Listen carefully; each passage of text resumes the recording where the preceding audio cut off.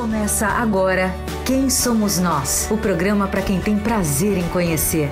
Uma parceria Eldorado FM e Casa do Saber. Apresentação Celso Loduca.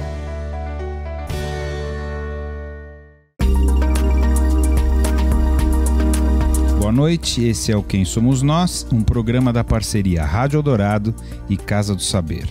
Toda segunda, 9 da noite, a gente conversa com alguém que pode nos ajudar a entender quem nós somos. Nós já conversamos com pessoas do mercado, filósofos, estudiosos da mente, cientistas, aventureiros, religiosos, músicos, fotógrafos, e você pode ouvir todos eles no Território Eldorado ou no Casa do Saber ou direto no quemsomosnós.com.br. Nessa nova série, estamos conversando com pessoas que nos entendem sob o olhar das artes. Eu sou Celso Loduca e aqui comigo e com as pessoas que vieram nos assistir, o artista plástico, ou como ele se define, o artista prático, Guto Lacaz. Boa noite, Guto. Boa noite, Celso. Obrigado pelo convite. Quem é você? Eu sou arquiteto e depois eu derivei para artes plásticas. Então eu sou um artista plástico, né? Procuro aquelas coisas, né? Fazer o bem, práticas saudáveis, contribuir para a harmonia das forças, tentar combater o mal, tudo de forma muito quixotesca, né? Todas as minhas lutas são vencidas, eu perdi todas, mas eu continuo tentando. Você nasceu em São Paulo? Nasci em São Paulo, isso? Na família aqui próximo da Avenida Paulista, na rua Sarutaiá.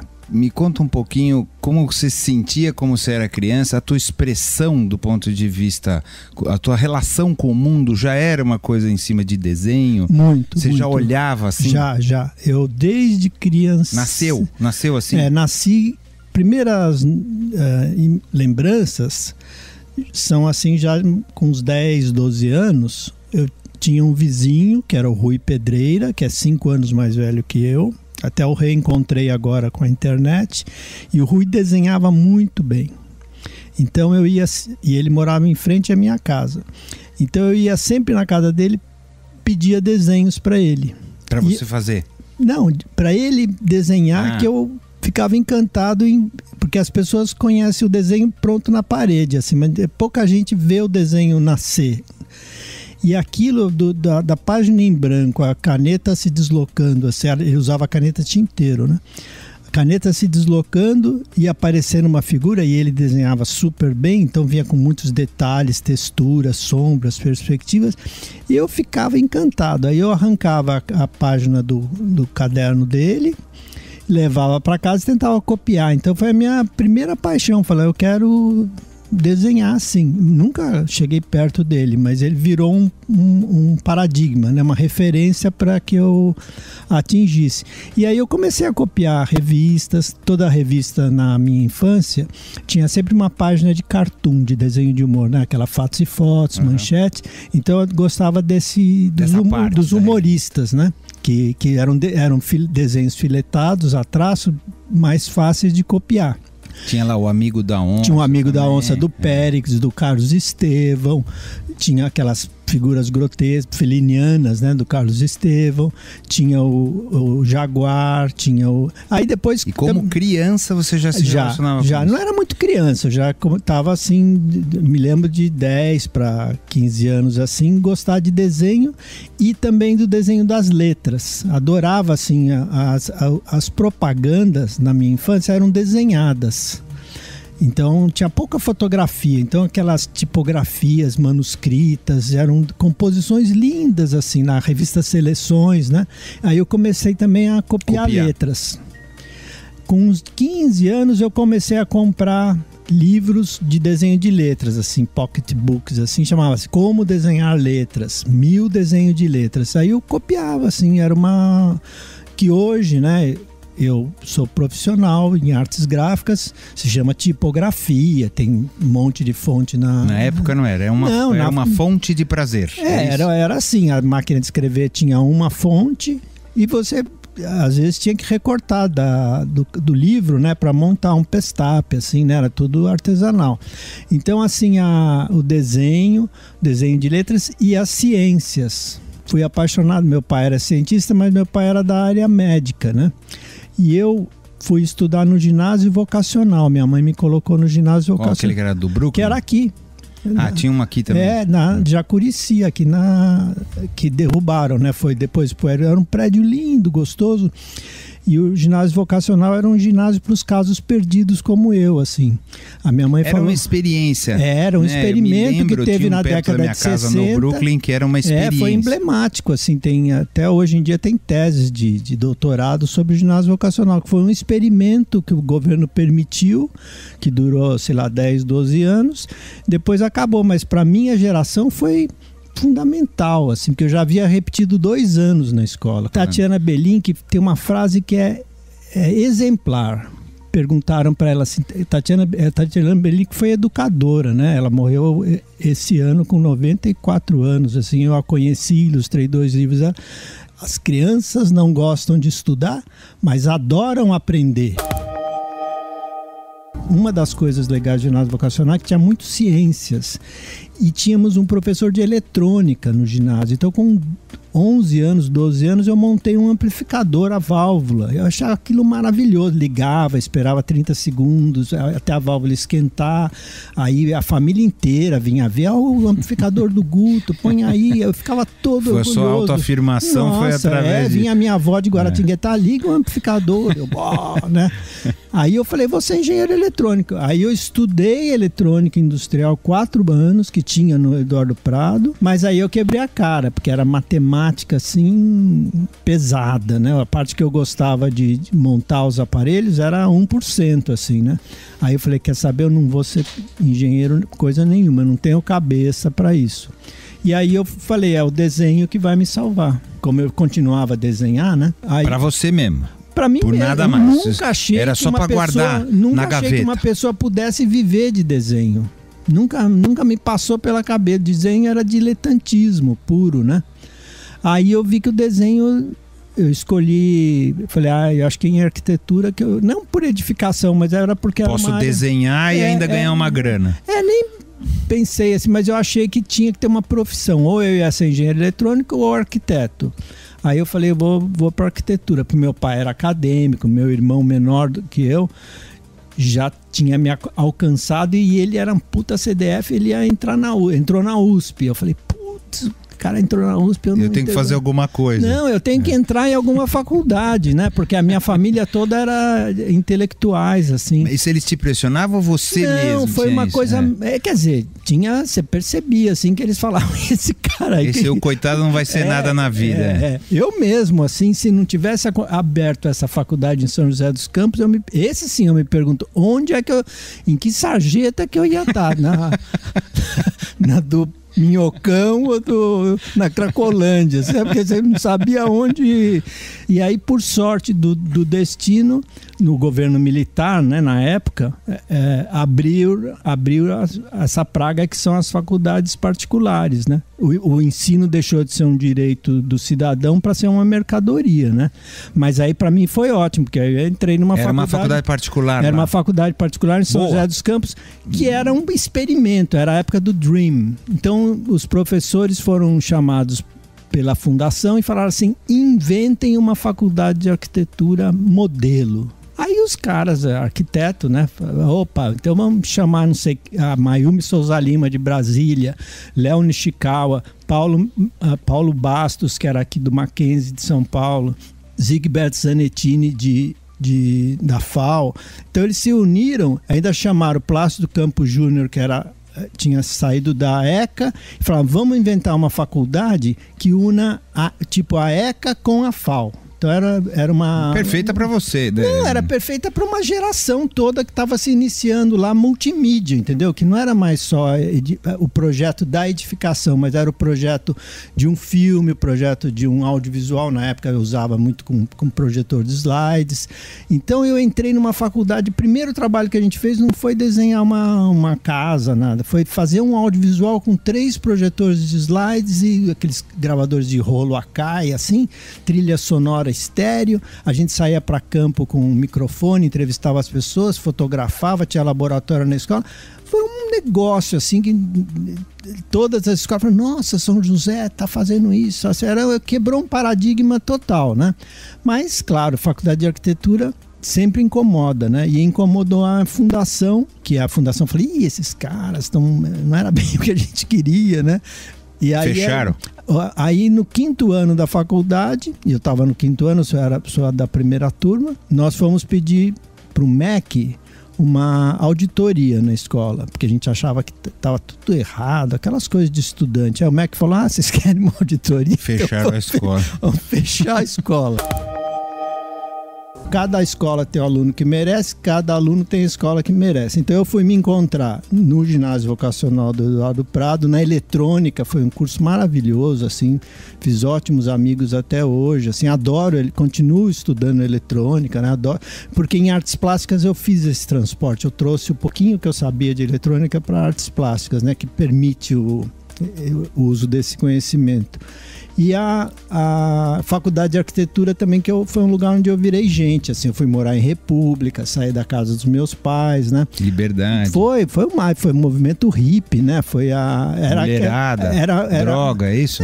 Não, mulherada nem tanto, assim, porque eu sou tímido. Na verdade, eu me apaixonei por uma colega de turma que ela era casada, foi a primeira mulher que foi morar junto. Eu falei, pô, como é que é você? Tá? Olha, você não vai entender, mas eu moro junto. Eu falei, como é que é isso, né? Era a década de 1970, né? Mas eu fiquei encantado com aquilo, né? Com uma mulher, ela lia Simone de Beauvoir, né? Eu falei, nossa, uma intelectual, assim. Então, a faculdade foi cheia de encantamentos, ótimos professores, né? Foi uma... Mas aí você acabou, você não tinha profissão? Não, aí eu acabei assim, com várias profissões possíveis. Falei, onde arrumar emprego eu vou fazer. Aí eu fui arquiteto por 4 anos, trabalhei em empresas. Você era bom? Eu era um arquiteto, outro dia eu estava falando para minha filha tirou 6,5 num desenho, ela estava puta. Eu falei, olha, se consola, porque eu tirei 7 com um professor de arquitetura que eu adorava, eu falava, mas eu queria 8, e aquele 7 me marcou, assim, a escola inteira eu não consegui superar o 7, né? Então, digamos que eu sou um arquiteto nota 7, assim, né? Mas eu não tive... A sua filha também é arquiteta? Não, minha filha está estudando moda na FAP. Nina, um beijo.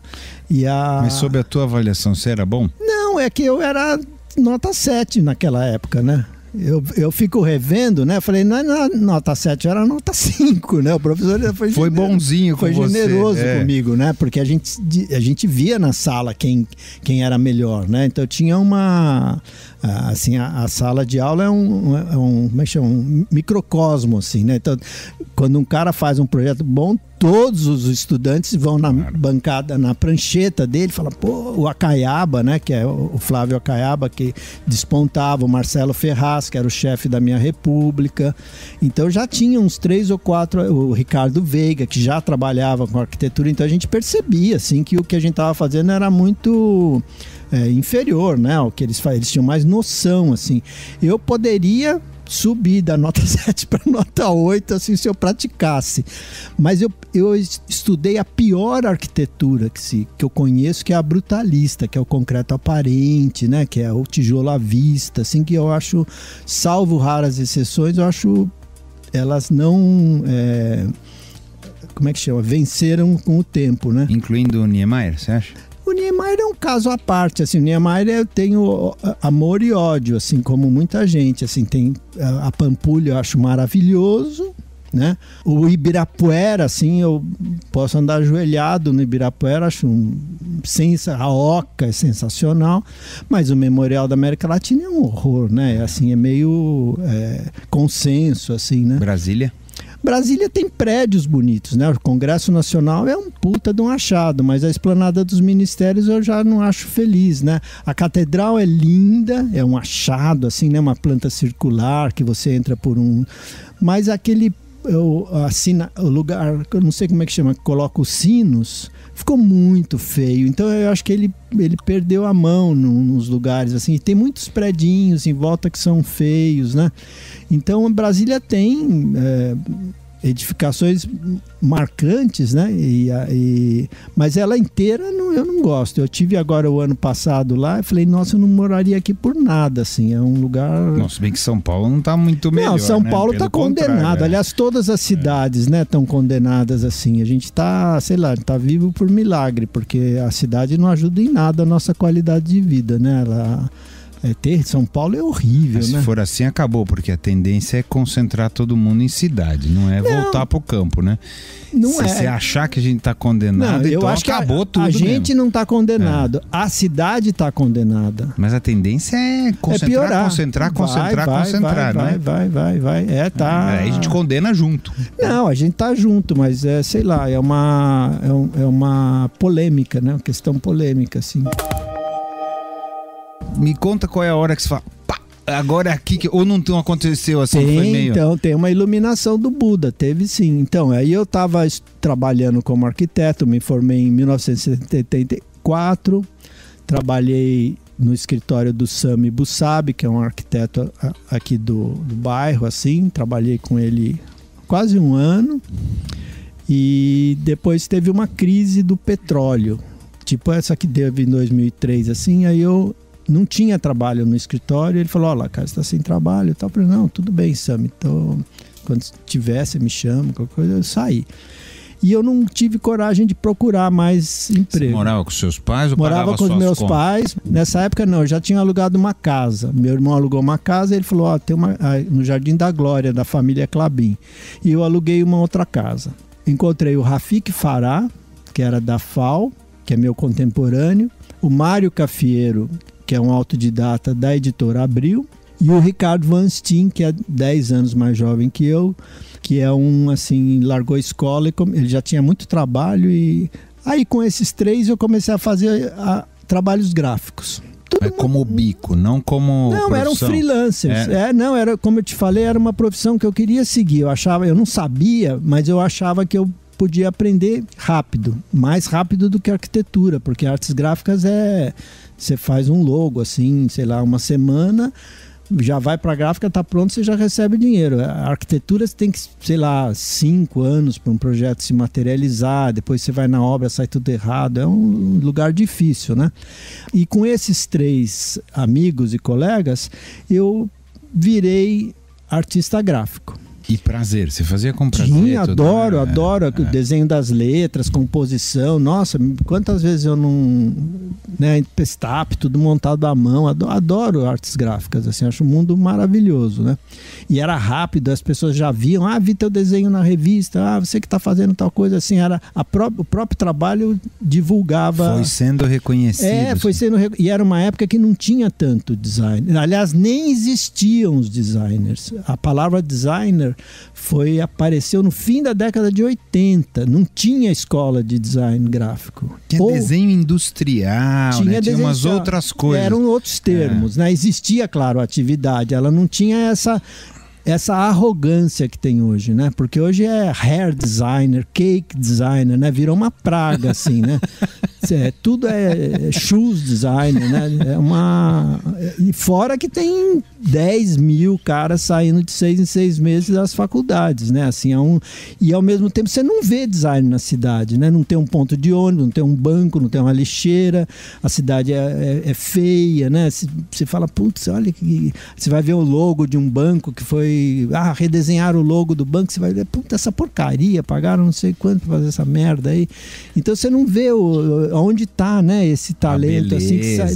Não tem, né? São Paulo é assim, os prédios têm nome de Maison River, né? É um negócio assim que você fala, pô, construíram essa porcaria aqui com 3 línguas, né? Tem o nome do... É tudo cafona, né? Não tem... É terrível, né? Você para descansar o olho e fala, nossa, olha que coisa bonita, você não encontra em São Paulo, é dificílimo, né? Outro dia uma amiga falou, vai me visitar no meu flat. Eu não vou visitar você no seu flat. Como se nós... Eu não entro em flat. Eu falei, eu não quero ficar preso entre 2 grades.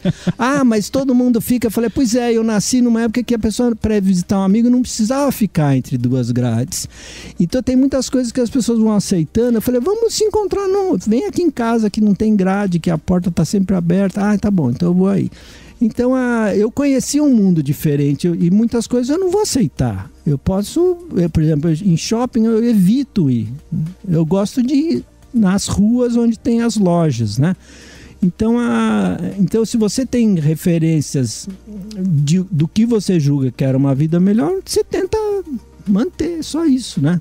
Agora, como é que você começou a trabalhar com essa então, turma, aí eu comecei a trabalhar. Porque esses caras me deram a oportunidade, porque eu sou muito tímido, então eu não sabia conquistar um cliente, nem sabia onde ir. E eles já tinham trabalho, e eles me chamavam para trabalhar com eles. Então eu falava, puta, que bom, eles catalisam o trabalho. Fazem a parte que eu não sei fazer. Entendeu? Até eu começar a conquistar os meus próprios, né? Aí eu me formei em 1974. Quando foi 1978, 4 anos depois, eu estava fazendo um trabalho para o Senai, que eram fascículos de desenho mecânico, e eu vi um cartaz na parede do corredor, dizia assim, primeira mostra do objeto inusitado.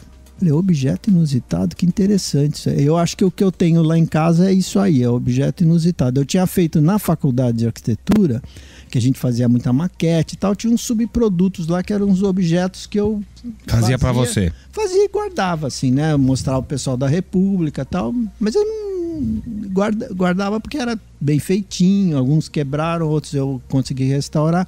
Eu falei, quer saber, eu vou inscrever o que eu tenho lá em casa nesse concurso. Fotografei, fiz um fundo infinito assim, fotografei e mandei 14. Bem diferentes, eram coisas bem diferentes, pequenininhas, eram pequenas construções. Com madeira balsa, bem precárias, arame, soldado, que eu tinha soldado solda da eletrônica, assim, né? Uns dias depois eu recebi uma ligação, era o Enes da Silveira, arquiteto Enes da Silveira, que é pai do Ricardo Valentim, que ele era membro do júri. Que é o então roubou para você. Roubou para mim. É claro. Ele, entre outros, né? A minha mãe depois me contou que ela tinha subornado vários do júri. Mas eles falaram que tinha que ser assim. Talvez depois o Joaquim Barbosa fosse me pegar mais tarde, mas ele ainda não mandou a intimação, né? Aí ele ligou e te comunicou que você tinha ganho. Aí ele ligou e falou, olha, Guto, aqui é o Enes, pai do Ricardo, eu queria dar os parabéns que você ganhou um dos prêmios. Eram 10 prêmios em dinheiro. Aí eu fiquei maluco. Falei, putz, quer dizer que aquelas coisas que eu faço assim, como diletante, tem um valor, né?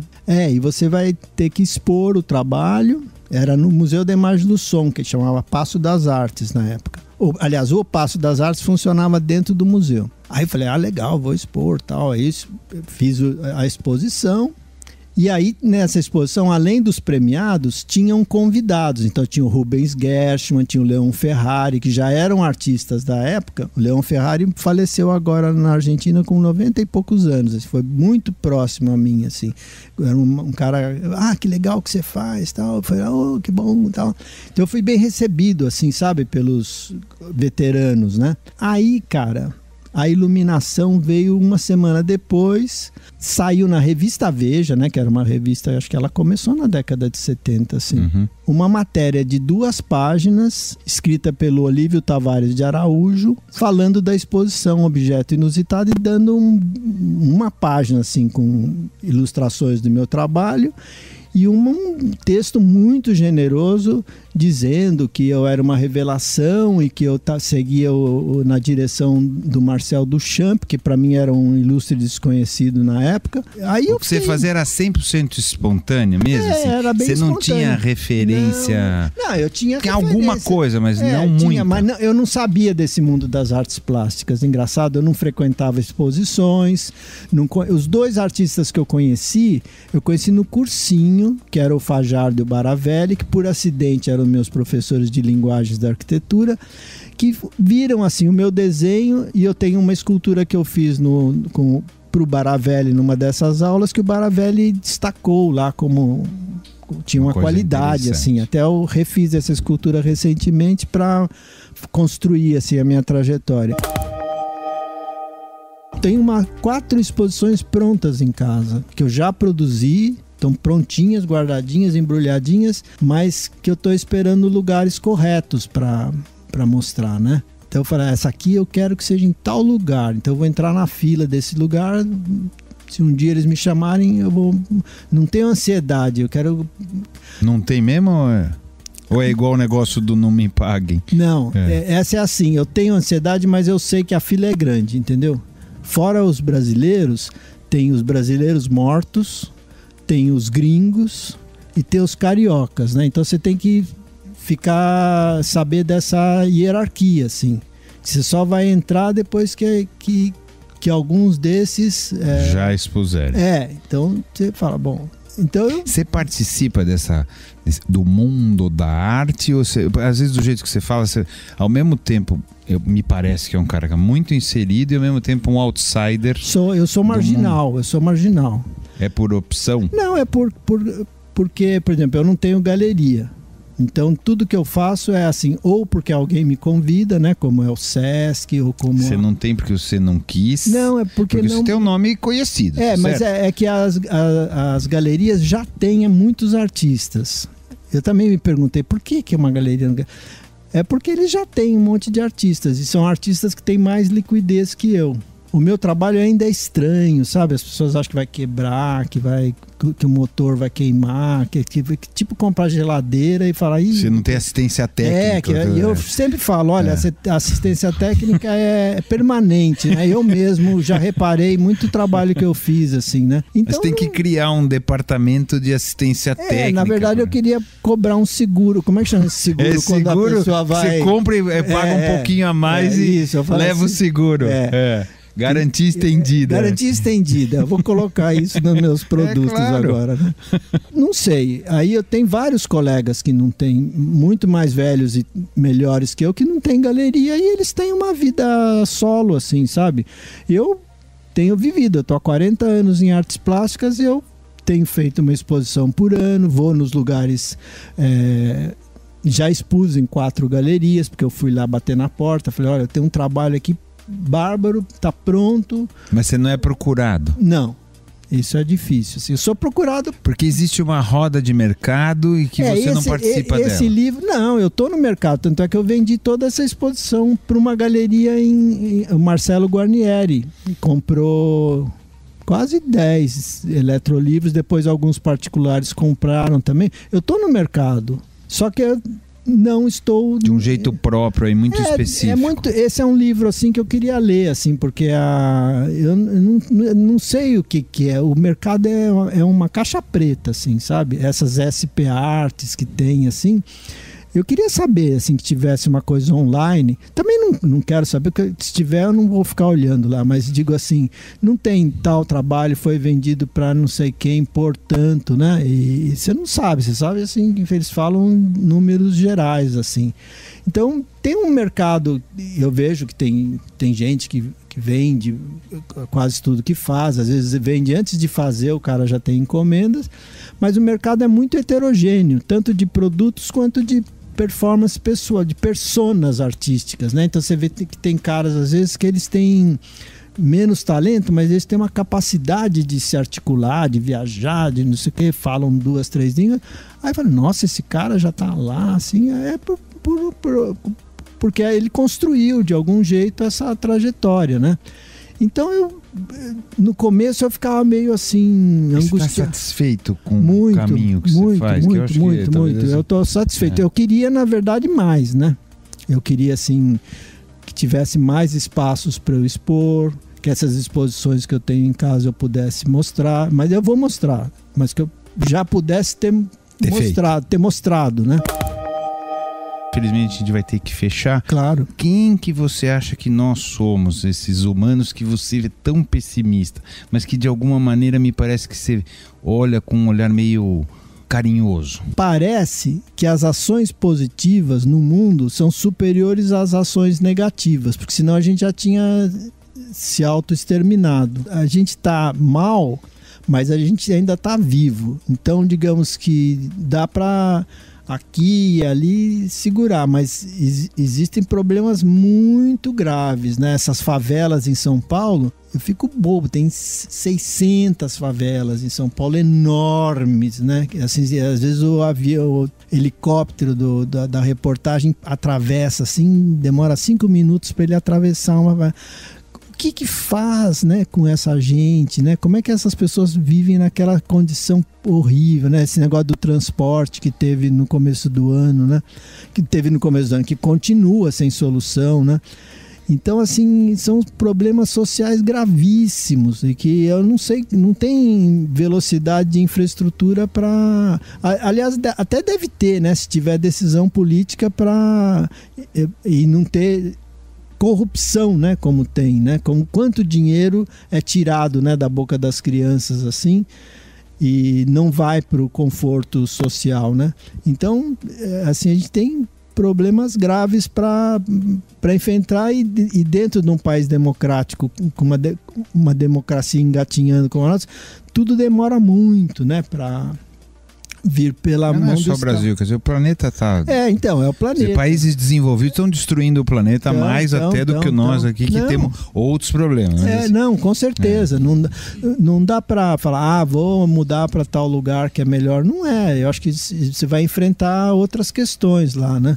Eu moro do lado do Parque Ibirapuera. Então, eu aprendi o conceito de ING. Indivíduo não governamental. ING. Tem a ONG, que é a organização não governamental. Então, todos nós, cidadãos, somos ING. Então, você que está me ouvindo, você acaba de ser, como é que chama isso? Batizado, rotulado. É um cargo, você é um ING agora. Você é um ING. É o cidadão comum que, ao colocar o pé dele fora de casa, fala, vou produzir ações positivas no meu deslocamento. Então, por exemplo, no Parque Ibirapuera, as pessoas são muito porcas em geral, mas no Parque Ibirapuera é assustador a quantidade. Se andar 10 metros, tem um saco de Cheetos, tem uma garrafa PET, tem um plástico bolha. Aí cabe a você pegar esses produtos que você estão na tua frente e colocar na coleta seletiva. É uma coisa assim super possível, que está cheio de coleta seletiva no Parque Ibirapuera e está cheio de lixo na tua frente. Não é aquele monte de lixo que você fala, isso aí eu não dou conta, mas assim, é um saquinho que você vê, cabe a você. Cabe a você não jogar, não é isso? Fora o que eu peço aqui, todo mundo pede para não jogar, eu digo, você vai encontrar porque eles acabam jogando. Por pura preguiça, por falta de educação, porque tem muitas lá no Parque Ibirapuera coleta seletiva. Então, assim, o cara não anda 10 metros, ele prefere jogar o saquinho. Então, eu vou e pego. A principal atividade da minha ING é pegar pilhas. Pilha, ela é composta de chumbo e carvão. A pilha vai para o ralo, vai para contaminar as águas. Então, pilha é uma coisa que dá para todo mundo pegar. Elas estão em São Paulo, as pessoas jogam pilha em qualquer... Principalmente, eu não tenho celular, mas principalmente pilha de celular. Então, pegue essas pilhas e leve para a coleta seletiva. Uma coisa que você pode pôr no bolso, assim. Não vai pesar, não vai... Então, nós somos uma mistura, né, de tipos de gente, tipos de desejos, né, de filosofias. O que eu podia falar? Eu devia ter trazido de casa isso. Tá falado. Muito obrigado. Puxa, Celso, pelo jeito que você desculpe se eu, como eu falei, se o papo ficou baixo astral, mas tentei dar uma contribuição. Não, foi aqui. Excelente, viu? Muito obrigado. Entreter o seu público, né? Foi muito obrigado. Você ouviu Quem Somos Nós? Uma parceria Eldorado FM e Casa do Saber. Apresentação Celso Loduca.